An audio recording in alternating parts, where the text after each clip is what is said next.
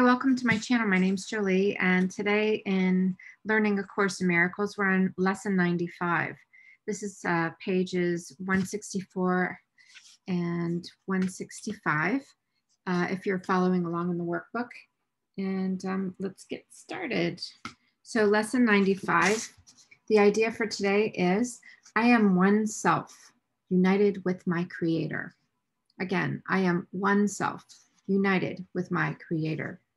Today's idea accurately describes you as God created you. You are one within yourself and one with God. Yours is the unity of all creation. Your perfect unity makes change in you impossible. You do not accept this, and you fail to realize it must be so, only because you believe that you have changed yourself already. You see yourself as a ridiculous parody on God's creation, weak, vicious, ugly, and sinful, miserable, and beset with pain. Such is your version of yourself, a self divided into many warring parts, separate from God, tenuously held together by its erratic and capricious maker, to which you pray. It does not hear your prayers, for it is deaf.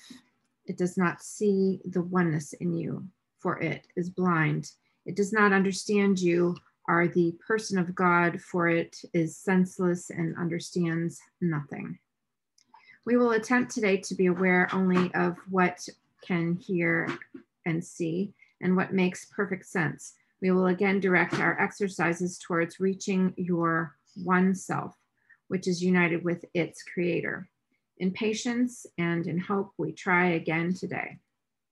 The use of the first 5 minutes of every waking hour for practicing the idea for the day has special advantages at the stage of learning in which you are at present. It is difficult at this point not to allow your mind to wander if it undertakes extended practice. You have surely realized this by now. You have seen the extent of your lack of mental discipline and of your need for mind training. It is necessary that you be aware of this, for it is indeed a hindrance to your advance. So frequent but shorter practice periods have other advantages for you at this time. In addition to recognizing your difficulties with sustained attention, you must also have noticed that unless you are reminded of your purpose frequently, you tend to forget about it for long periods of time. You often fail to remember the short applications of the idea for the day, and you have not yet formed the habit of using the idea as an automatic response to temptation. Structure then is necessary for you at this time, planned to include frequent reminders of your goal and regular attempts to reach it. Regularity in terms of time is not the ideal requirement for the most beneficial form of practice and salvation. It is advantageous, however, for those whose motivation is inconsistent and who remain heavily defended against learning. We will therefore keep to the 5 minutes an hour practice periods for a while and urge you to omit as few as possible. Using the first 5 minutes of the hour will be particularly helpful since it imposes firmer structure. Do not, however, use your lapses from this schedule as an excuse not to return to it again as soon as you can. There may well be a temptation to regard the day as lost because you have already failed to do what is required. This should, however, merely be recognized as what it is, a refusal to let your mistake be corrected and an unwillingness to try again. The Holy Spirit is not delayed in the Holy Spirit's teaching by your mistakes. God can be held back only by your unwillingness to let them go. Let us therefore be determined, particularly for the next week or so, to be willing to forgive ourselves for our lapses in diligence and our failures to follow the instructions for the practicing day's idea. This tolerance for weakness will enable us to overlook it rather than give it power to delay our learning.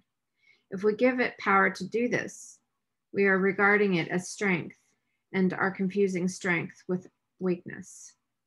When you fail to comply with the requirements of this course, you have merely made a mistake. This calls for correction and for nothing else. To allow a mistake to continue is to make an additional mistake based on the first and reinforcing it.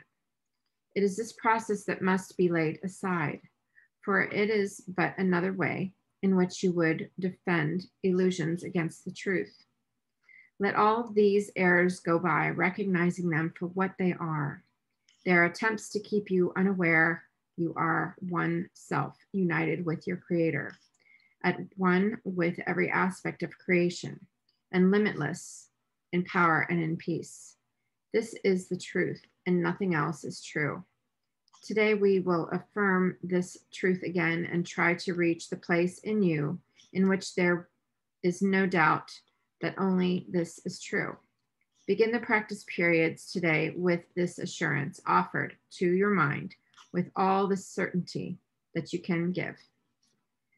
Quote, I am one self united with my Creator, at one with every aspect of creation and limitless in power and in peace. I am one self united with my Creator, at one with every aspect of creation and limitless in power and in peace. Then close your eyes and tell yourself again slowly and thoughtfully, attempting to allow the meaning of the words to sink into your mind, replacing the ideas. I am one self. Repeat this several times and then attempt to feel the meaning that the words convey. You are one self, united and secure in the light and joy and the peace. You are God's person, one self with one Creator and one goal, to bring awareness of this oneness to all minds, that true creation may extend the allness and the unity of God. You are one self, complete and healed and whole, with power to lift the veil of darkness from the world and let the light in you come through to teach the world the truth about yourself. You are one self in perfect harmony with all there is and all that there will be.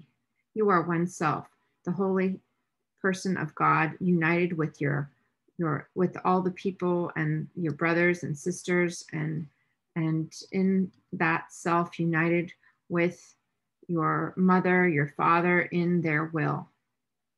Feel this one self in you and let it shine away all your illusions and your doubts.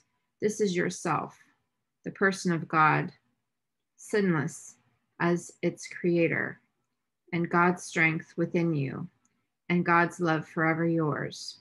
You are one self, and it is given you to feel this self within you, and the cast of all your illusions out of the one mind that is the self, the holy truth in you. Do not forget today, we need your help, your little part in bringing happiness to all the world, and heaven looks to you in confidence that you will try today. Share then its surety, for it is yours. Be vigilant. Do not forget today. Throughout the day, do not forget your goal.